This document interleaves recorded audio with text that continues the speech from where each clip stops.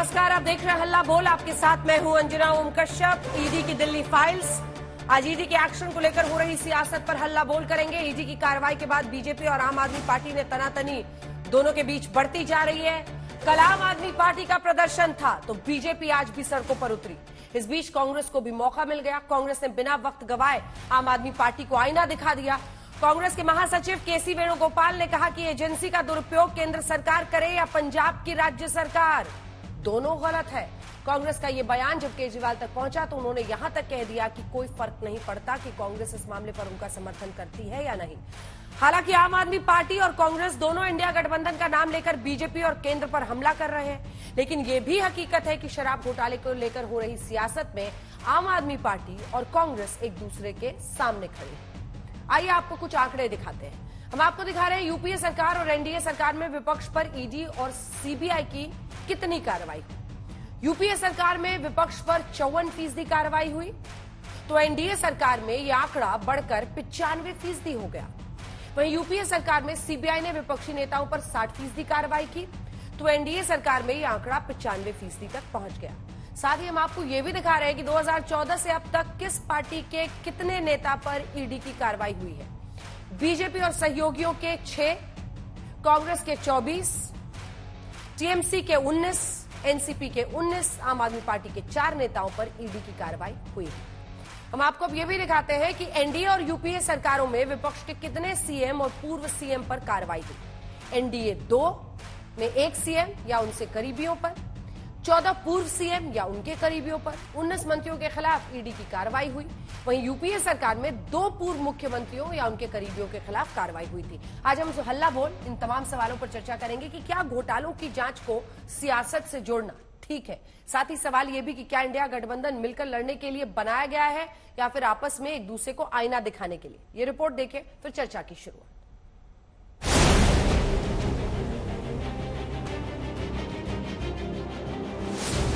ED दफ्तर के बाहर सुबह से हलचल है। जांच एजेंसी ने संजय सिंह के करीबी सर्वेश मिश्रा और विवेक त्यागी को बुलाया। खबर है कि संजय सिंह और उनके दोनों करीबियों को आमने सामने बिठाकर पूछताछ हो सकती है। सर्वेश मिश्रा जब ईडी दफ्तर पहुंचे तो आज तक की टीम वहीं मौजूद थी। सर्वेश मिश्रा ने कैमरा और माइक देखकर विक्ट्री साइन दिखाया और सत्यमेव जयते कहते हुए जांच एजेंसी के दफ्तर में चले गए। सत्य की विजय होगी, भरोसा रखिए आप लोग। सत्य की विजय होगी, भरोसा रखिए। सत्य की विजय होगी, सत्य की विजय होगी, सत्य जीतेगा। सर्वेश मिश्रा आंदोलन के समय से संजय सिंह के युवा सहयोगी रहे हैं। सर्वेश मिश्रा को आम आदमी पार्टी में प्रवक्ता की जिम्मेदारी दी गई है। वो सोशल मीडिया पर काफी ज्यादा एक्टिव भी रहते हैं। संजय सिंह की सभी पोस्ट को शेयर भी करते हैं। उन पर संजय सिंह के लिए पैसे लेने के आरोप है। विवेक त्यागी भी आम आदमी पार्टी के सांसद संजय सिंह की टीम का अहम हिस्सा है। आम आदमी पार्टी में संजय सिंह उत्तर प्रदेश के प्रभारी भी हैं। वहीं विवेक त्यागी हापुड़ में जिला प्रभारी की जिम्मेदारी संभाल रहे हैं। 15 महीने से जांच चल रही है। 500 से ज्यादा अफसर जांच कर रहे हैं। हजारों जगह रेड हो गई। सैकड़ों लोगों को गवाही के लिए बुला लिया। लेकिन उसके बाद भी अगर सुप्रीम कोर्ट में जो आप ईडी का केस देखें वो 1 रुपए के भ्रष्टाचार को साबित नहीं कर पाई है। ये बिल्कुल साफ है कि 1 रुपए के भी भ्रष्टाचार का सबूत ईडी के पास नहीं है, सीबीआई के पास नहीं है, भारतीय जनता पार्टी के पास नहीं है। विवेक त्यागी जो कि संजय सिंह का असिस्टेंट है, संजय सिंह का सहायक है, रात दिन संजय सिंह के साथ रहता था। लगभग पिछले 13-14 साल से हर मंच पर, हर कार्यक्रम में विवेक त्यागी संजय सिंह का बैग उठा के चलता था। संजय सिंह के घर अगर जाओ तो दरवाजा खोलने का काम विवेक त्यागी करता था। आम आदमी पार्टी का कार्यकर्ता और संजय सिंह का असिस्टेंट विवेक त्यागी आखिर कैसे और किन परिस्थितियों में दिल्ली के शराब माफिया दिनेश अरोड़ा की कंपनी में पार्टनर बना? इसका मतलब स्पष्ट है कि शराब माफिया दिनेश अरोड़ा की कंपनी में पार्टनर विवेक त्यागी नहीं, संजय सिंह खुद हैं। संजय सिंह की गिरफ्तारी के बाद आम आदमी पार्टी और बीजेपी में जुबानी जंग बढ़ती जा रही है। आम आदमी पार्टी शराब घोटाले को फर्जी बता रही है तो बीजेपी कट्टर ईमानदारी के दावों पर सवाल खड़े कर रही है। सब कुछ झूठ है, ये बयान झूठ है। तंग कर करके, टॉर्चर कर करके बयान लिए गए हैं, लोगों को जबरदस्ती कर करके बयान लिए गए हैं। सारे बयान झूठ हैं, कुछ है ही नहीं। लेकिन मैं तो ये कह रहा हूँ, अभी तो ये देख लेना, थोड़े दिन में शराब घोटाला खत्म, कहेंगे शराब घोटाले में कुछ नहीं मिला, फिर एक और नया ले आएंगे। कोई अंत थोड़ी है। नीयत खराब है इन लोगों की, काम करने नहीं देना चाहते। दिल्ली में इतने काम हो रहे हैं, आप भी काम करो ना। आपका बड़प्पन इस चीज में है कि केजरीवाल ने 1000 स्कूल बनाए, आप 2000 स्कूल बनाओ, आप 5000 स्कूल बनाओ, आपका इस चीज में बड़प्पन है। अगर देश को लूटने वालों के खिलाफ कार्रवाई होती है तो जांच एजेंसियों का काम है, और जिनको ये ईमानदारी का प्रमाण पत्र दे रहे थे वो सत्येंद्र जैन जी से लेके मनीष सिसोदिया जी कई महीनों से नहीं, एक साल से ज्यादा समय से जेल में हैं। इनके पंजाब के स्वास्थ्य मंत्री से लेकर दिल्ली के स्वास्थ्य मंत्री भ्रष्टाचार के चलते इस्तीफे देने पड़े, जेलों में रखा। सत्येंद्र जैन 10 महीने जेल में रहे, अभी भी हैं, और 10 महीने जेल से मंत्रालय चलाते थे, जेल मंत्री भी थे, स्वास्थ्य मंत्री भी थे। ये कैसी राजनीति है? ये भ्रष्ट चेहरा अरविंद केजरीवाल जी और आम आदमी पार्टी का उजागर हुआ है। संजय सिंह की गिरफ्तारी को शुरू हुए सियासी हो हल्ले में आम आदमी पार्टी ने इंडिया गठबंधन की भी एंट्री करा दी। अगर हमने इतने मोहल्ला क्लिनिक बनाए, आप उससे 3 गुना बनाओ, इसमें बड़प्पन है। इसमें बड़प्पन थोड़ी है कि केजरीवाल ने 1000 स्कूल बनाए, अब और स्कूल नहीं बनाने देंगे इसको। केजरीवाल ने अस्पताल बना दिए, अब और अस्पताल नहीं बनाने देंगे इसको। ये बड़प्पन थोड़ी है। ऐसे देश तरक्की थोड़ी करेगा। आप काम खुद नहीं करते, 24 घंटे केवल और केवल एजेंसी इसकी पार्टी तोड़ दी, उसकी सरकार गिरा दी, उसको जेल भेज दिया, उसको डरा धमका के अपनी पार्टी। ये क्या चल रहा है देश के अंदर? अब यह साफ हो गया है कि आम आदमी पार्टी में भ्रष्टाचार एक आम बात होती चली जा रही है, और उसे नित नए खुलासे होना भी बहुत आम बात हो रही है। अब कोई खास बात नहीं रह गई है। और जिस प्रकार से मंत्री, उपमुख्यमंत्री और नेता संसदीय दल उत्तरोत्तर भ्रष्टाचार में आरोपित होते चले जा रहे हैं, उससे मैं कहना चाहूंगा कि एक कट्टरता का किरदार पूरी तरीके से तार-तार हो रहा है। दरअसल कांग्रेस पार्टी समर्थन दे रही है या नहीं, इस सवाल को पूछे जाने पर अरविंद केजरीवाल ने क्या जवाब दिया, सुनिए। संजय सिंह के मामले में कांग्रेस जो है शर्तों के साथ ना करे क्या फर्क पड़ता है? देखिए पूरा का पूरा इन्होंने हमारी इतनी जांच करा ली, कुछ निकला।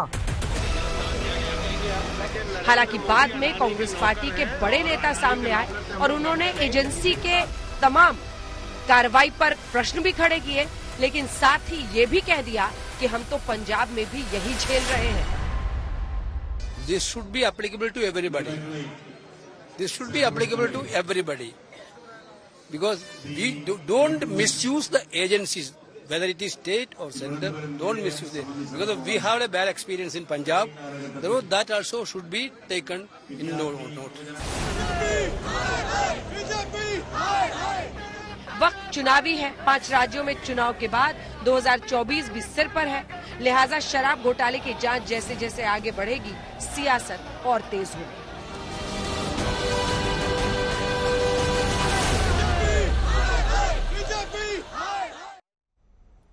आइए चर्चा की शुरुआत करते हैं। शहजाद पूनावाला प्रवक्ता बीजेपी के हमारे साथ जुड़ गए हैं, आलोक शर्मा प्रवक्ता कांग्रेस पार्टी के, संजीव झा हमारे साथ प्रवक्ता हैं, विधायक है आम आदमी पार्टी के, वो जुड़ गए हैं, अरविंद वाजपेयी जी हमारे साथ प्रवक्ता है एलजेपी आर के जुड़ गए। शहजाद पूनावाला जी, आज एक बार फिर से अरविंद केजरीवाल ने यह कहा है कि आप लोग झूठे आरोप लगाते हैं, ये आरोप लगा रहे हैं, इसमें भी अभी तक कुछ हासिल नहीं हुआ है, कुछ नहीं मिला है, एक एक करके उनके नेताओं को 24 के पहले टारगेट कर रहे हैं। इस पर जवाब क्या है आपका? वो कह रहे हैं एजेंसियां आप लोगों के लिए प्रॉक्सी बन गई हैं। देखिए अंजना जी, मैं तो ठहरा भाजपा वाला, अरविंद जी मेरी बातों को कहां गंभीरता से लेंगे, इसीलिए मैं उनको ऐसी बात सुनाता हूं जो वो गंभीरता से लेंगे। सुनिए। चोर मचाए शोर और चोर की दाढ़ी में तिनका, तो चोर मचाए शोर तो मनीष सिसोदिया, और चोर मचाए शोर के बाद चोर की दाढ़ी में तिनका वो केजरीवाल जी। उनको पहले ही पता है जी, 1 हफ्ते बाद अरेस्ट कर लेंगे जी, फिर ऐसा हो जाएगा जी। आवाज जानी पहचानी लग रही है क्या अंजना जी? ये मेरे बड़े भाई पंडित आलोक शर्मा जी की आवाज है। आलोक शर्मा जी के अलावा अरविंदर लवली जी का भी कल बाइट आया है ANI के माध्यम से। उन्होंने कहा है जो भ्रष्टाचार करेगा वो इरेगुलरिटी के लिए तो भरेगा। इसके अलावा एक अजय माकन जी भी है, बड़े सक्रिय नेता है वो। उन्होंने तो कहा है 100 करोड़ रुपए लिए हैं अरविंद केजरीवाल ने शराब घोटाले में, ये सब उन्हीं के नेताओं के बयान है। मेरी बात मत मानिए, मैं तो ठहरा एक भाजपा का छोटा सा प्रवक्ता। उसके अलावा allegations in Delhi excise policy is very serious, must be probe, ये तो कांग्रेस ने हमको बताया करने के लिए। देखिए सुप्रिया श्रीनेत और पवन खेड़ा कितने अच्छे लग रहे हैं, पीसीबी की थी उन्होंने, पता है ना आपको ये बात। इसके अलावा ये आम आदमी पार्टी की हिपोक्रेसी का एक आपको अच्छा सा उदाहरण देता हूं। ये ईडी है ना, ये शराब घोटाला छत्तीसगढ़ में भी हुआ है और यही ईडी उसकी जांच कर रही है और इन दोनों में कंपटीशन है। ये दोनों के चेहरे दिखाने ट्विन टावर ऑफ करप्शन है। एक बोलता है 2000 करोड़ का मैंने किया तो दूसरा बोलता है मैं 3000 करोड़ का करूंगा।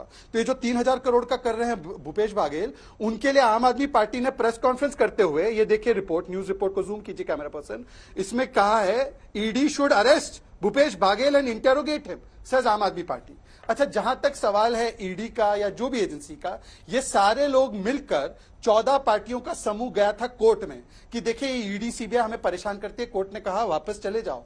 अच्छा, ये कल कोर्ट की तथाकथित ऑब्जर्वेशंस को, क्योंकि तथाकथित ऑब्जर्वेशन इसलिए कह रहा हूं, ऑब्जर्वेशन नहीं थी, वो सवाल थे जो कोर्ट पूछती रहती है हर पक्ष से। एक दिन ये भी पूछा कि आम आदमी पार्टी को पार्टी क्यों ना बनाया जाए, पर उसको लेकर ऐसे नाच रहे जैसे क्लीन चिट मिल गई।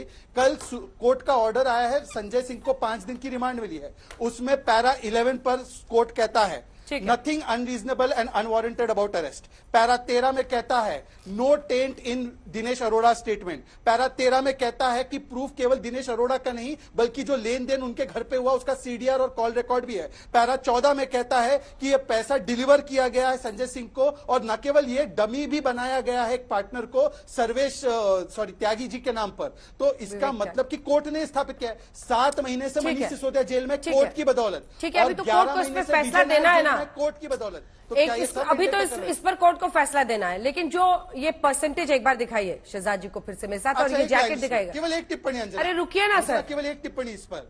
शहजाद जी रुकिए, एक सेकंड रुकिए, नहीं आप उसके बाद दीजिए। 95% ईडी की कार्रवाई, एजेंसियों की कार्रवाई अगर विपक्षी नेताओं पर हो रही है, यूपीए में भी होती थी 54%, लेकिन आपने तो 95 पहुंचा दिया है, ईडी भी सीबीआई भी। इस पर भी 2 लाइन। अंजना जी, 2014 से पहले किस पे केसेस चलते थे? आरजेडी, लालू जी तो कन्विक्ट हुए, केवल उन पे केस नहीं चला, लालू जी कन्विक्ट हुए। Samajwadi party, Bahujan Samaj party, DMK, Congress पे जो नेशनल हेराल्ड का केस शुरू हुआ वो कोर्ट के माध्यम से शुरू हुआ, आज भी इन्हीं पर केस है। तो उल्टा ये सवाल होना चाहिए कि उस समय पर इन्वेस्टिगेशन को कभी लालू जी का समर्थन चाहिए तो केस वापस, कभी मुलायम जी का समर्थन चाहिए तो डिस्प्रोपोर्शनेट एसेट केस को बढ़ाना, कभी घटाना। तो ये आज नहीं होता है। इसीलिए मैं आपको केवल एक आंकड़ा देना चाहता हूं। देखिए आलोक जी जो है वो आगे जाके ये भी बोलेंगे कितने एफआईआर किए आपने, कितने कन्विक्शन हो गए आपके जमाने में। एफआईआर करना हमारी ड्यूटी है, चार्जशीट करना हमारी ड्यूटी है। मैं आपको एक ही आंकड़ा दिखाता हूं, कन्विक्शन तो कोर्ट की ड्यूटी है। 2004 से 14 के बीच में केवल 112 रेड और 5000 करोड़ इकट्ठा हुए। आज हमारे जमाने में 3000 रेड, 1 लाख करोड़ से ज्यादा लूटा हुआ पैसा और 992 चार्जशीट का मतलब कि पूरी इन्वेस्टिगेशन पूरी हुई और कोर्ट को दे दिया, कोर्ट तय करे। लालू जी को भी कन्विक्ट होने में 34 साल लगे, परंतु आज 4 बार कन्विक्टेड है। एक बार बता दे संजीव झा जी की लालू कन्विक्टेड करप्ट है या नहीं है, क्यों उनके साथ खड़े? ठीक है, एक बार दिखा दीजिए जल्दी से संजीव झा जी को। आलोक जी इसके बाद आपकी बारी फौरन आएगी। थोड़ा सा संजीव झा जी आज बोल रहे हैं क्योंकि उनकी पार्टी बहुत मुसीबत झेल रही है। लालू प्रसाद यादव के साथ आरजेडी के साथ भी आप लोग खड़े हैं। मैं थोड़ा फ्लैशबैक आपका कराना चाहती हूं संजीव झा जी। आज अरविंद जी ने ये कहा कि देखिए इसमें भी कोर्ट में कुछ नहीं निकलेगा, फिर वो कोई नया मुद्दा उठा लेंगे। 2011 अन्ना हजारे और अरविंद केजरीवाल ने रामलीला मैदान जंतर मंतर से एक आंदोलन छेड़ा भ्रष्टाचार के खिलाफ। अब ये तो रोज आपको बताया जाता है, याद दिलाया जाता है, लेकिन खास बात यह है कि 2G स्कैम को आप लोगों ने इस तरह से देश में उठाया कि यूपीए की सरकार देश से चली गई। 2014 में एनडीए की सरकार बनी। उस स्कैम में क्या हुआ? 2017 आते आते अदालतों से उन तमाम आरोपों में जिसमें प्राइम अक्यूज्ड ए राजा और कनिमोड़ी को बनाया गया था, दोनों रिहा कर दिए जाते हैं। कोर्ट कहता है कुछ नहीं मिला जी स्कैम में। तो आपने भी तो वही सब किया था। भ्रष्टाचार के आरोप जो लगाए थे आप ही लोगों ने लगाए थे ना कांग्रेस पे, 2G वाला। उसमें क्या हुआ झाजी? देखिए अंजना जी, हमने कब लगाया था? जब सीएजी ने ये कहा था, और ये जिम्मेदारी किसकी थी? जांच एजेंसी की थी कि उसकी ठीक से जांच होनी चाहिए। वो जांच नहीं हुई। ये तो आपको भारतीय जनता पार्टी के प्रवक्ता से पूछना चाहिए था कि भाई 17 में ये केस कैसे खत्म हो गया। एक बात। दूसरी बात, देखिए मैं बार बार कहता हूं कि भ्रष्टाचार से प्रधानमंत्री जी को कोई परहेज नहीं है। अगर भ्रष्टाचार से प्रधानमंत्री जी को परहेज होता तो आज शुभेंदु अधिकारी लीडर ऑपोजिशन नहीं होता, आज एकनाथ शिंदे सीएम नहीं होते, आज हेमंत बिस्वा सीएम नहीं होते। तो इनको भ्रष्टाचार से परहेज नहीं है। अब तीसरी बात जो आप कह रहे हैं, देखिए मनीष जी को अरेस्ट किया गया, डे वन से हम पूछते रहे कि भाई सबूत क्या है, सबूत बता दो, सबूत क्या है, सबूत बता दो। पैसा कहां मिला? तुमने 1000 जगह 15 महीने में छापे मारे, 500 ज्यादा अफसर पिछले 15 महीने से लगे हुए हैं, तो मनी लॉन्ड्रिंग में पैसा कहां है? यही बात कल सुप्रीम कोर्ट के माननीय जस्टिस ने भी कहा। माननीय जस्टिस ने यह कहा कि भाई सबूत क्या है, सबूत तो बताओ। तुम कहते हो मनी लॉन्ड्रिंग हुई है। जस्टिस साहब ने कहा कि पैसा आएगा तो मनी लॉन्ड्रिंग होगी। पैसा कहां आया? मनी ट्रेल कहां है? कोई जवाब नहीं था। यहां तक जस्टिस साहब को यह कहना पड़ा कि तुम्हारा अगर ट्रायल में जाओगे तो 3 दिन में तुम्हारा यह केस खत्म हो जाएगा। अब समझिए कि 15 महीने के बाद ईडी जैसी कॉम्पिटेंट एजेंसी इनके 500 अफसर लगातार जांच कर रहे हैं। 50,000 पन्ने का चार्जशीट सबमिट हो गया। उस 50,000 पन्ने की चार्जशीट के बाद एक एक्यूज को अप्रूवर बनाया। उस अप्रूवर के भरोसे अब पूरी जांच चला रहे हैं। और यही बात सुप्रीम कोर्ट ने भी कहा कि एक ऐसे अप्रूवर जो बार बार अपना बयान बदल रहा है, उसमें कैसे भरोसा करूं? अब देखिए, जितने भी लोगों के बेल मिले हैं वो उन लोगों के बेल मिले जिन्होंने किसी न किसी आम आदमी पार्टी के नेता का नाम बता दिया, उस सबको बेल मिल गया। जिसने नाम नहीं बताया वो अब जेल में है। समझिए जांच की क्या हालात है। अब चौथी पांचवी जो सबसे इंपॉर्टेंट बात है, 15 महीने की जांच में संजय सिंह का नाम कहीं नहीं आता है। 50,000 पन्ने के चार्जशीट में कहीं कोई बात नहीं होती है। अचानक एक व्यक्ति को अप्रूवर बनाया जाता है और वो अप्रूवर कहता है कि संजय सिंह जी शामिल था, और उसने एक दिन पहले का संजय सिंह शामिल थे, दूसरे दिन उनके यहां जांच होती है, उनको अरेस्ट कर लिया जाता है। ना कोई समन, ना कोई पूछताछ। आपने कहीं ऐसा देखा है कि ईडी पहले नोटिस करती है, पहले बुलाती है, फिर बात करती है, अगर जांच में कोऑपरेशन ना करे फिर उसके बाद अरेस्ट करता है। और इस बात को सुप्रीम कोर्ट अपने जजमेंट में कह चुका है कि केवल ये कह के आप अरेस्ट नहीं कर सकते कि जांच में सहयोग ईडी नहीं कर रहा है, आपको फिर उसको सेक्शन को इन्वोक करना पड़ेगा। तो मुझे यह लगता है कि आज भारतीय जनता पार्टी, देखिए संजय सिंह जी का अरेस्ट करना कोई भ्रष्टाचार से जांच लेना नहीं है इनको। संजय सिंह जी का अरेस्ट इसलिए हुआ कि संजय सिंह लगातार प्रधानमंत्री की अदानी से क्या मिली भगत है उसको एक्सपोज कर रहे थे। भाई संसद में एक्सपोज किया, वहां से निकलवा दिया इलीगल तरीके से। इनके एक सांसद ने क्या क्या नहीं बोला, उस पर आज तक कोई कार्रवाई नहीं हुई। अब बाहर जब प्रेस कॉन्फ्रेंस करके लोगों से बात कर रहे हैं संजय सिंह, तो उसको जेल में भेज दिया। इतनी डर क्यों संजय सिंह से? भाई कुछ तो गड़बड़ है। इसका मतलब है कि प्रधानमंत्री जी की पूरी मशीनरी है, उन्होंने जांच अपना पूरा पता करा लिया है, चुनाव बुरी तरह हार रहे हैं, ये हताशे की कार्रवाई है। और बात केवल संजय सिंह जी की नहीं है, लगातार विपक्ष के नेताओं पे कार्रवाई हो रही है। आपने बिल्कुल जायज सवाल पूछा, पूछिए ना कि कर्नाटका के चुनाव में 40% कमीशन की सरकार की बात होती थी।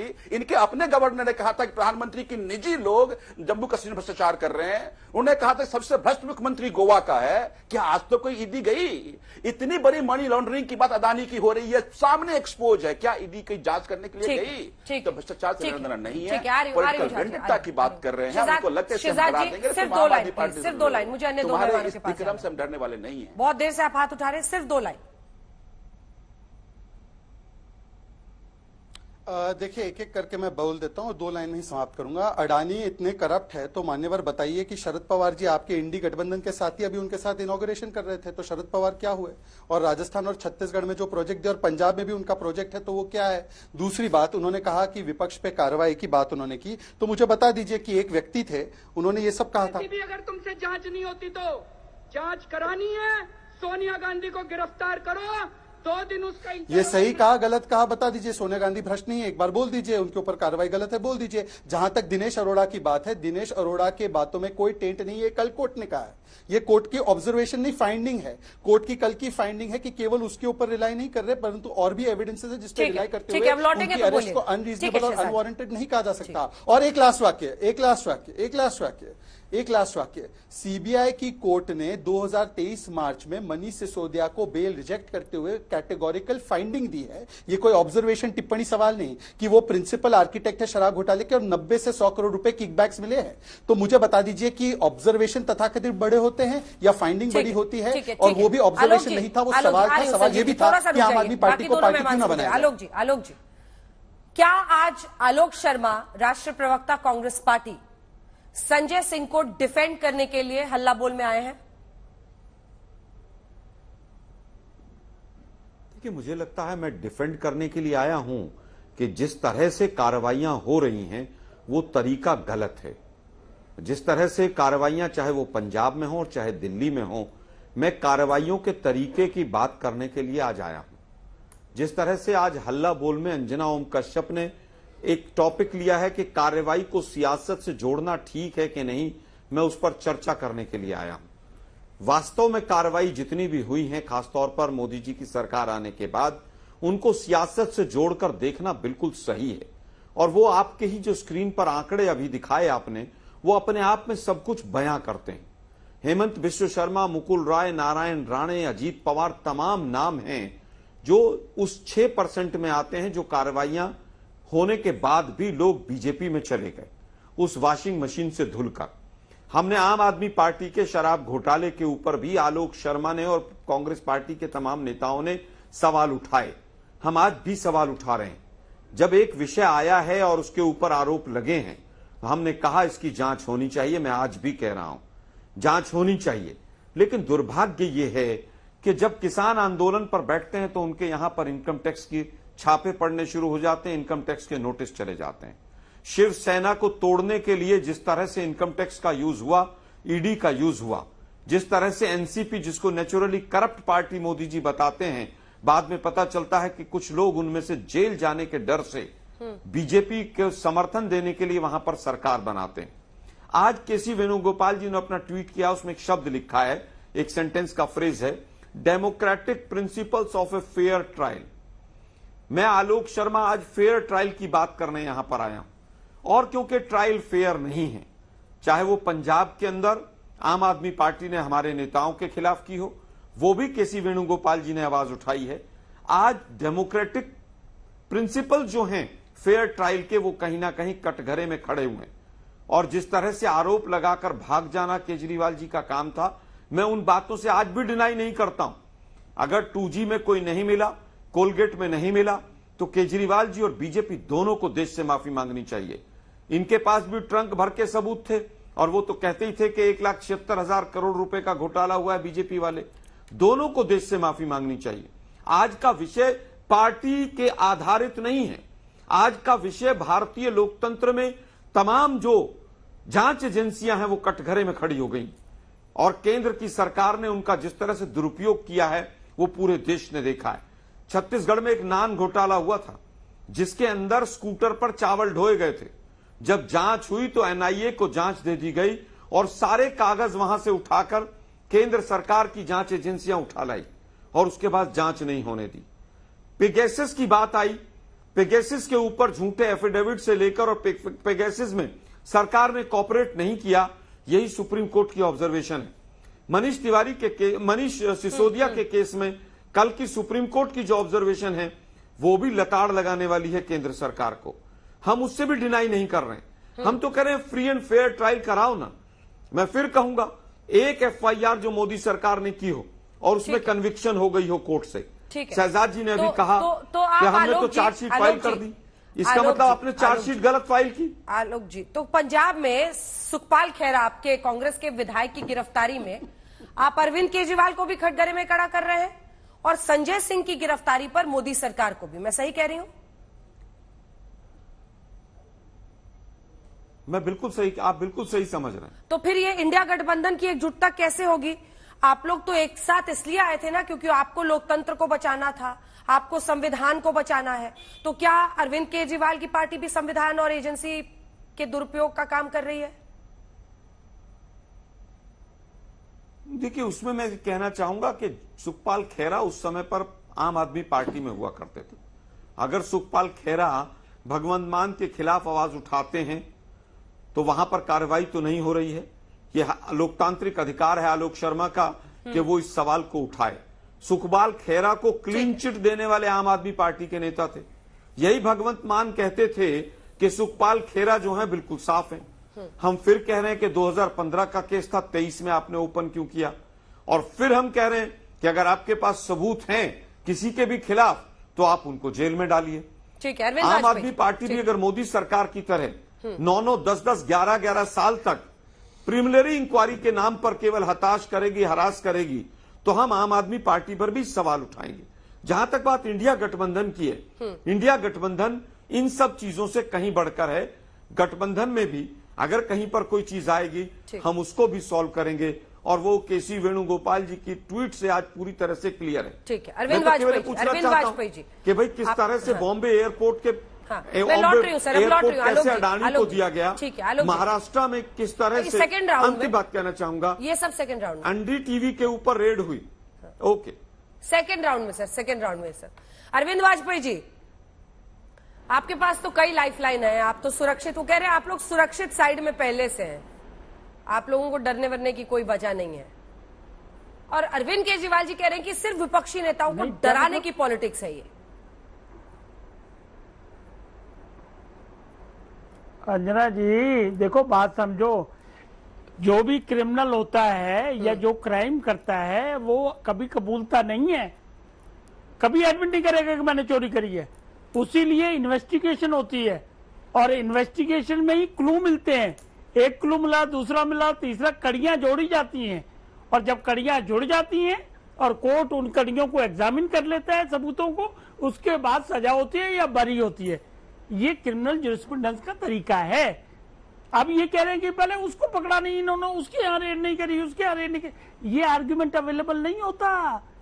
जो उसके खिलाफ आरोप है, जिसके खिलाफ इन्वेस्टिगेशन होनी है, उसको ये प्ली अवेलेबल नहीं होती। ये राजनीतिक प्ली तो है, ये प्ली टीवी पे तो ले सकते हो, लेकिन कोर्ट कचहरी में ही नहीं चलता है।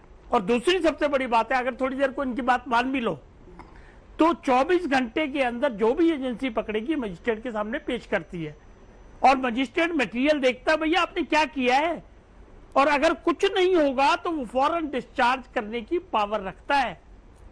इनके केसेस में न मनीष सिसोदिया को बेल मिली है, न सत्येंद्र जैन को बेल मिली है, और कड़ियां हैं इन्वेस्टिगेशन की। आज की लेटेस्ट डेवलपमेंट ये है कि संजय सिंह का जो पीएस हुआ करता था, विवेक त्यागी, वो एक शराब कंपनी जो बनाती है शराब, उसमें पार्टनर बन गया, और अब उसकी स्टेटमेंट रिकॉर्ड हो गई। तो ये हमें ना बताइए, ये तो कोर्ट का मामला है। जब मटेरियल होता है, जब इन्वेस्टिगेशन एजेंसी के पास क्लू होते हैं और उसको जोड़ने की क्षमता होती है, तभी वो अरेस्ट करते, नहीं तो नहीं करते। अब आइए कांग्रेस पे, बिल्कुल सही बात है, कांग्रेस ने ही कंप्लेंट की थी इस बात की, तो बीजेपी को ब्लेम कैसे करोगे? इनके जमाने में तो था वो तोता पिंजरे में कैद है, और वो सुप्रीम कोर्ट में, हमारे तो 9 साल में तो कभी आई नहीं ऐसी स्टेटमेंट। कोई स्टेटमेंट किसी हाई कोर्ट की, सुप्रीम कोर्ट की नहीं आई कि मिसयूज हो रहा, बल्कि ऑन द कंट्रेरी ये 18 पार्टियां बाकायदा सुप्रीम कोर्ट आर्टिकल 32 में पिटीशन फाइल करके गई थी, और इन्होंने कहा था सर ये मिसयूज हो रही है एजेंसी, ये हमको अरेस्ट ना करें, हमारे ड्राइंग रूम में बैठ के हमसे इन्वेस्टिगेशन कर रहे हैं। कोर्ट ने फेंक के मारी पिटीशन। आपको कोई स्पेशल कैटेगरी के सिटीजन हो क्या? कानून की नजरों में सब बराबर होते हैं। अगर कोई अपराध किया है तो जो इन्वेस्टिगेशन का तरीका है उस तरीके से होगी। तो ये मेलाफाइडी, विंडिक्टा, पॉलिटिकल, ये सब नहीं चलने वाला है। जो अपराधी है इन्वेस्टिगेशन होगी। ठीक है, ये बीजेपी का डिक्लेरेशन है। एक छोटा सा जवाब इस पर, जिसके बाद मैं लागू करने में, ठीक है, ये बहुत वैलिड पॉइंट उन्होंने उठाया है। कोर्ट गए थे ना कि विपक्षी पार्टियों को टारगेट किया जा रहा है, हमें स्पेशल ट्रीटमेंट, हमें इस तरह से बुलाया जाता है, ये ना हो वो ना हो। कोर्ट ने उसको बिल्कुल अस्वीकार किया कि आप अपने आप को क्या स्पेशल सिटीजन समझते हैं। और दूसरा है वो जो 95% है, वो कहते हैं कि भ्रष्टाचार जब आपकी भी सरकार थी तब ज्यादातर नेता जो पकड़े जाते थे वो क्षेत्रीय दलों के, अन्य दलों के थे। बीजेपी के बहुत कम नेता भ्रष्टाचार के मामलों में पकड़े गए हैं, यूपीए शासन में भी, इसीलिए वो 54 और 95% है। अब इस पर आपका, दोनों पर आपका जवाब। पहले कोर्ट की बात से, कोर्ट ने कहा आप स्पेशल हैं क्या, कि आपको स्पेशल ट्रीटमेंट एजेंसी देगी?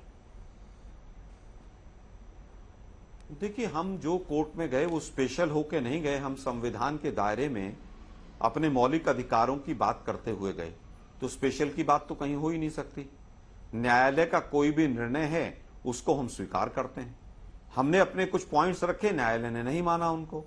उसमें यह तो नहीं है कि बाकी जो जांच हो रही है या जांच गलत हो रही है, सुप्रीम कोर्ट ने उनको क्लीन चिट दे दी है कि नहीं आप गलत हैं और जांच एजेंसियां सही हैं। वही पेगासस के ऊपर उसी सुप्रीम कोर्ट ने इनको लताड़ भी लगाई है। तो क्या ये सही नहीं है? मैं तो केवल ये कहना चाहता हूं कि जो लोग झूठ बोलकर चले जाते हैं कि 1 लाख करोड़ रुपया हमने जब्त कर लिया, देश के प्रधानमंत्री भी झूठ बोलते हैं, तो क्या 1 लाख करोड़ रुपया जब्त हुआ, अटैच हुआ है, क्या हुआ है? देश जानना चाहता है। और क्या सतपाल मलिक ने जो कहा था कि 150 करोड़ की 2 फाइलें आई थी, उसकी जांच ईडी करेगी? क्या किस तरह से पीएम केयर्स फंड में चाइना से पैसा आया कि नहीं, इसकी जांच होगी क्या? अडानी के ऊपर जो बात करता है उसको ऐसा लगता है कि मतलब बीजेपी दुश्मन मानती है उसको। अरे भाई, अडानी की जांच के करने में आप लोग क्यों भागते हैं? क्यों केंद्र सरकार अडानी को बचाने के लिए सुप्रीम कोर्ट में, न्यायालय में जाकर अपनी तमाम प्ली रखती है कि नहीं साहब ऐसा नहीं हुआ, वैसा नहीं हुआ? क्यों बीजेपी के तमाम लीडर्स जो हैं वो अडानी को क्लीन चिट देते हैं? क्या इनकी कोई रिश्तेदारी है उनसे? मुझे लगता है एनडीटीवी का एक एग्जाम्पल था, किस तरह के एनडीटीवी के मालिक को मुसलमान बता देना और तमाम चीजें सोशल मीडिया पर गंद चला, और उसके बाद एनडीटीवी किसने ले लिया, काफी हद तक शेयर्स किसने ले लिए उसके, किस तरह से बॉम्बे एयरपोर्ट ट्रांसफर हुआ, किस तरह से मोदी जी एक व्यक्ति को अरबपति खरबपति बनाते चले जा रहे हैं। 46,000 करोड़ का आदमी 20-30 लाख करोड़ का आदमी कैसे हो गया? क्या इसके ऊपर भी कभी ईडी जागेगी? अंजना जी, मैं तो केवल ये पूछना चाहता हूं, कई मुद्दे विपक्ष उठाता है। ठीक है, आलोक जी आप ही का सवाल पूछूं। कई मुद्दे विपक्ष उठाता है लेकिन उन पे जांच नहीं होती है। अंजना जी एक एक करके मैं जवाब देता हूं। ये इन्होंने 2 बार बॉम्बे एयरपोर्ट का, मुंबई एयरपोर्ट का जिक्र किया। आपको पता है मुंबई के एयरपोर्ट का ट्रांसफर एमवीए की सरकार की रजामंदी के बाद ही हुआ। दिघी पोर्ट भी उन्होंने ही दिया एमवीए की सरकार ने। विलियम पोर्ट अडानी को लेफ्ट की सरकार ने दिया। मुंद्रा पोर्ट कांग्रेस ने दिया। अडानी के प्रोजेक्ट राजस्थान और छत्तीसगढ़ में कांग्रेस पार्टी ने उनको दिए और न्योता दिया कि आइए निवेश कीजिए। कर्नाटका के इनके मंत्री ने कहा कि अब तो आ सकते हैं, रेड कारपेट है, आइए जी, वेलकम है आपका। अब इतने भ्रष्ट आदमी हैं तो शरद पवार से लेकर बाकी लोग क्यों जाते हैं उनके पास? और क्यों आपने जेपीसी की मांग टीएमसी ने नहीं रखी? टीएमसी ने कहा हर राज्य अपने अपने राज्य में इसकी जांच करवाइए। क्यों पंजाब, छत्तीसगढ़, राजस्थान में अभी तक इसकी जांच नहीं हुई? चलिए छोड़ देते, इस बात से साइड ट्रैक नहीं होना है। दूसरी बात उन्होंने कही और मैं स्पेसिफिक जवाब देना चाहता हूं। प्रमोद तिवारी जी ने तो एक बार कहा था स्पेशल कैटेगरी होनी चाहिए, गांधी परिवार को कैसे कन्विक्ट कर दिया। पर आज विषय है कि ये कहते हैं कि हम वेंडेटा पॉलिटिक्स कर रहे हैं। आलोक जी दिल्ली कांग्रेस के बड़े नेता है, मेरे बड़े भाई भी है। अनिल चौधरी जी भी बड़े नेता, मतलब वो है ही, क्योंकि एक तरीके से वो अध्यक्ष थे। शराब घोटाले से जुड़ी कांग्रेस के 3 सवाल, उसमें पहला सवाल है अनिल चौधरी जी का ट्वीट पर, घोटाले का असली मास्टरमाइंड केजरीवाल का बीजेपी क्यों बचा रही है? सीबीआई उनसे कब पूछताछ करेगी? मतलब एक कह रहा है वेंडेटा कर रहे हैं और इनसे जो ऊपर है कद में नेता वो कह रहे हैं कि नहीं वेंडेटा तो नहीं कर रहे, बचा रहे हैं। आईएनसी का मतलब आई नीड कंफ्यूजन बन चुका है। भाई कंफ्यूज हो क्या आप? इंडी गठबंधन में तो कंफ्यूज हो, पार्टी में भी कंफ्यूज हो। आप कह रहे हैं प्रताड़ित कर रहे हैं, वो कह रहे हैं नहीं बचा रहे हैं। एक तय करके एक व्हाट्सएप ग्रुप बनाइए आलोक जी, उसमें एक लाइन तय कर लीजिए। अब आते दूसरे मुद्दे पर। इन्होंने कहा मुकुल रॉय, ये आलोक जी के शब्द है। आलोक जी के शब्दों को मैं एकदम स्वर्ण अक्षरों की तरह लेता हूं। उन्होंने कहा कि मुकुल रॉय को ले लिया अपनी पार्टी में, बिल्कुल लिया अपनी पार्टी में। सीबीआई ने उनको ग्रिल भी किया, वो वाइस प्रेसिडेंट थे। आज ये मुकुल रॉय टीएमसी में चले गए। बोले टीएमसी क्या हुई फिर?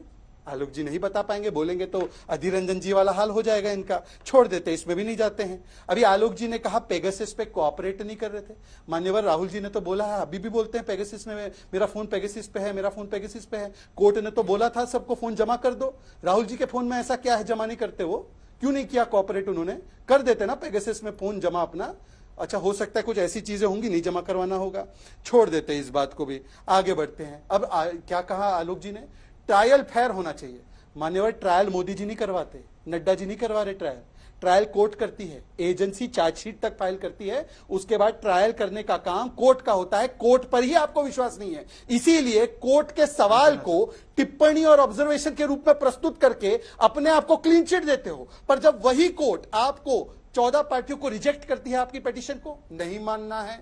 जब वही कोर्ट कहती है कि सर से लेकर पांव तक मनीष सिसोदिया भ्रष्ट है, प्रिंसिपल आर्किटेक्ट है, नहीं मानना है। जब वही कोर्ट रिमांड देती है 5 दिन की संजय सिंह की, नहीं मानना है। यह क्या चयनात्मक कमिटमेंट है भाई आपका कॉन्स्टिट्यूशन और कोर्ट के प्रति?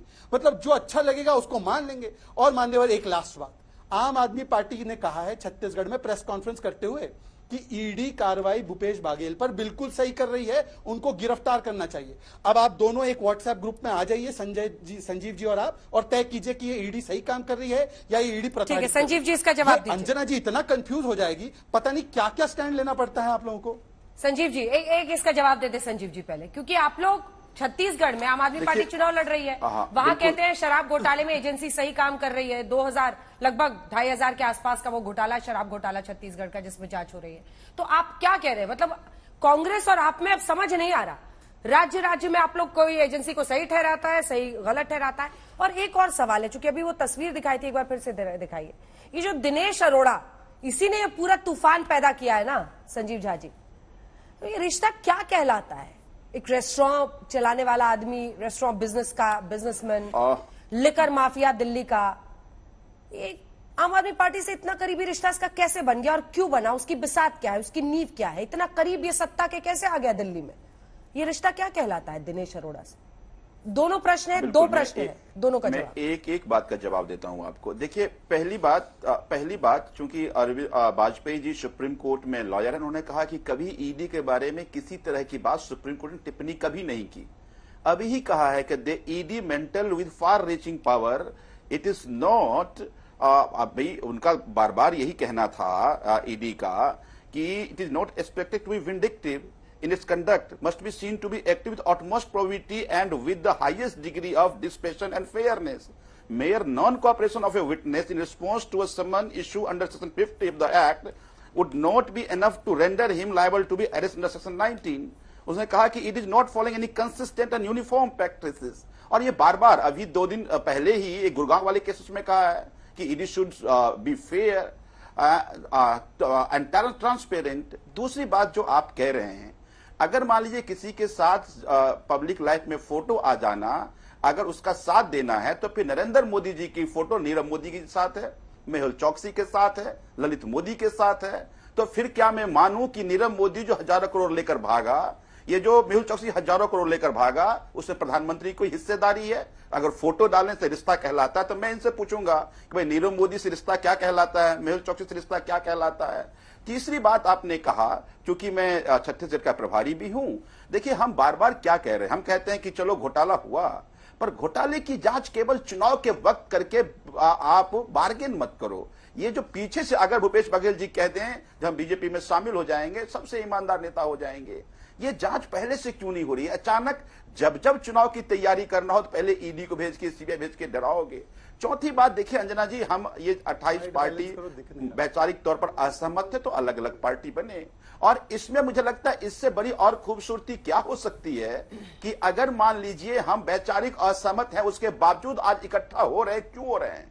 क्योंकि ये लड़ाई फिर बैटल बहुत बड़ी है। पिछले 5 साल में नरेंद्र मोदी की सरकार ने संवैधानिक एक एक मैकेनिज्म को खत्म किया है, एक एक इंस्ट्रूमेंट को अपनी इकाई बनाया, चाहे वो सीबीआई हो, चाहे वो ईडी हो, चाहे इलेक्शन कमीशन हो, जितनी भी एजेंसीज हैं सबको अपने फायदे के लिए उपयोग किया है। लगातार चुनी हुई सरकारों को सबटेज किया है। दिल्ली में क्या हुआ आप सबके सामने है। तो वैचारिक तौर पर असहमत होने के बावजूद इकट्ठा इसलिए हैं क्योंकि ये लड़ाई बहुत बड़ी है और ये पहले भी प्रयोग हुआ है। ये पहले 75 में भी प्रयोग हुआ, आजादी के समय भी अलग अलग आपने काफी प्रचार कर दिया। आप शहजाद जी नीचे कर, इस देश को संविधान बचाने की जरूरत है। भूपेश बघेल का आपने काफी प्रचार कर दिया। आज देश के संविधान को बचाने की जरूरत है। पूरी कर रहे हैं संजीव जी, अपनी बात पूरी कर रहे हैं। पिछले 10 साल में पिछले 10 साल में प्रधानमंत्री ने इस देश को धोखा दिया। क्या कहा था प्रधानमंत्री ने? हर साल 2 करोड़ नौकरी देंगे। 2014 में 43 करोड़ लोगों को नौकरी थी, आज 40 करोड़ लोगों को नौकरी है। 63 करोड़ चाहिए था। तो क्यों आप देश को धोखा नहीं दिया? आपने कहा था बहुत हुई महंगाई की बात, मोदी सरकार 400 रुपए की गैस 1200 रुपए दिया, तो क्यों नहीं आप माना जाए धोखा दिया आपने? अरविंद जी, तो इसलिए अब ये ठीक है। अंजना जी, ये अभी ये अपने जहाज जी बोल रहे थे सुप्रीम कोर्ट का कोई ऑर्डर पढ़ रहे हैं, इनको हाँ उसी का जवाब दे रहे हैं। इनको जानकारी दे दें कि ऐसा है कि कोई भी एजेंसी होगी, चाहे पुलिस होगी, चाहे ईडी होगी, चाहे सीबीआई होगी, या कोई भी गवर्नमेंट का डिपार्टमेंट होगा, उसको ट्रांसपेरेंट तरीके से काम करना चाहिए, नंबर 1। और हर चीज का प्रोसेस है, प्रोसीजर है कि आप कैसे सीजर बनाओगे, कैसे अरेस्ट करोगे, कैसे नहीं करोगे, कैसे वारंट निकालोगे। तो अलग अलग केस में उसको अलग अलग तरीके से एग्जामिन किया जा सकता है। तो अगर उस केस के गुड़गांव के केस में कोई इरेगुलरिटी हुई है तो उसके संबंध में कहा है। लेकिन जो कंसोलिडेटेड पिटीशन लेके ये गए थे 20 पार्टियां या 18 पार्टियां, वो बाकायदा डिसमिस करी गई है, ये रिकॉर्ड पे है। इसको अलग छोड़िए, हम ये कह रहे हैं कि किसी भी अक्यूज को जिसके खिलाफ इन्वेस्टिगेशन होती है उसको ये अधिकार नहीं होता है कि आप फला चोर को पकड़िए, फला चोर को पकड़िए, फला चोर को पकड़िए, तब हमको पकड़िए। ये नहीं है, आप अपना डिफेंड तो कर सकते हो और इन्वेस्टिगेशन जो भी एविडेंस होगा उसको कोर्ट के सामने रखती है। ये कोर्ट का और इन्वेस्टिगेशन एजेंसी का मामला है, इसमें पॉलिटिक्स नहीं चलती है। जितना मर्जी आप कोशिश कर लीजिए, जितना मर्जी ये कहिए कि हम अडानी के खिलाफ बोल रहे हैं तो उसकी वजह से हो रहा, ये वो मामला नहीं है। कहीं अगर जरा सा धुआं होगा तो कोई ना कोई तो गड़बड़ होती है, उसी को लिंक किया जाता है और लिंक होता है तो सजा मिलती है। नहीं बरी होते हैं, बरी भी तो होते हैं। ठीक है, जल्दी से आलोक जी आपका जवाब, उसके बाद शहजाद जी आप ही से जवाब। आलोक जी, संजय राउत को बेल मिलती है, बिल्कुल मैं यही, राहुल गांधी को कई मामले हुए हैं उनमें बेल मिलती है।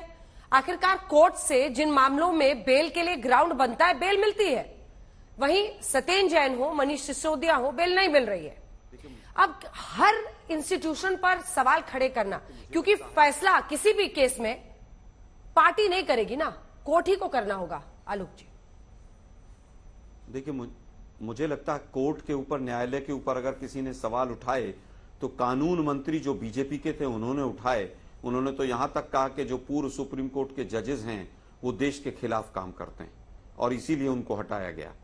ईडी के डायरेक्टर संजय मिश्रा रहे, उनके लिए क्या कहा सुप्रीम कोर्ट ने, इसी कोर्ट ने बीजेपी को तो देश से माफी मांगनी चाहिए। संजय मिश्रा में ऐसा क्या था कि न्यायालय के आदेश के बाद भी न्यायालय ने कहा कि इनकी नियुक्ति गलत है। एक व्यक्ति ईडी डायरेक्टर 4 साल से बैठा हुआ है और उसके बाद भी आप कह रहे हैं कि उसके ऊपर, जांच एजेंसी के ऊपर सवाल ना उठाए जाएं। फेयर ट्रायल कैसे होगा अगर जांच एजेंसी सरकार की कठपुतली बनकर काम करेगी? 100 चार्जशीट फाइल होती हैं। अभी शहजाद जी ने कहा 100 चार्जशीट में से एक में कन्विक्शन नहीं होती। इसका मतलब कहीं ना कहीं जांच टाइम खत्म हो गया सर, जवाब सुनिए, टाइम कम। शहजाद जी जल्दी से, सारे सवाल आप ही से हैं। देखिए, जब गणित कमजोर हो तो 20 करोड़ को, हमको तो वैसे ही गाली 1-2 टन खाने की डेली आदत है और भ्रष्टाचारियों से तो ज्यादा ही खाएंगे। एनीवे, मैं आपको जवाब देता हूं। ये इन्होंने क्या कहा कि 2 करोड़, तो उस हिसाब से 20 करोड़ नौकरियां आती है, इन्होंने 40 गिनवा दिए। अब ज्यादा पाठशाला के बदले मधुशाला खोलेंगे तो यही हाल होना है। संजीव जी, सवाल आपसे ये था, प्रचार नहीं कर रहे थे बाघेल जी का, हम ये बता रहे थे कि उनके कारनामों को देखकर आपने कहा ईडी उनको अरेस्ट करे, मतलब आपने ईडी की कार्रवाई को सत्यापित किया कि वो सही काम कर रही है। अब सवाल पूछा तो गोलमोल कर गए, बोलने लगे हमारे यहाँ बहुत डेमोक्रेसी है, कोई भी कुछ भी बोल देता है। मान लो डेमोक्रेसी की लड़ाई लड़ते लड़ते वहां पे पंजाब में बोलते हैं कि वो डेमोक्रेसी खत्म कर रहे हैं, केरल में कहते हैं लेफ्ट खत्म कर रहा है, बंगाल में कहते हैं टीएमसी खत्म कर रही है, और मिलकर आप लोग डेमोक्रेसी बचा रहे हो। और सुप्रीम कोर्ट के ऑब्जर्वेशन पर तो बड़ा भरोसा है, परंतु कोर्ट के फाइंडिंग और रिपोर्ट पर कि मनीष सिसोदिया भ्रष्ट है, बेल नहीं मिलेगी। एक बात होता है कि किसी भी देश में, किसी भी लोकतंत्र में अगर घोटाला और सियासत का कॉकटेल बन जाए तो वो बहुत खतरनाक होता है। लेकिन दूसरी तरफ एजेंसी किस तरीके से काम करती है ये भी तय करता है कि लोकतंत्र कितनी मजबूत देश में रहे।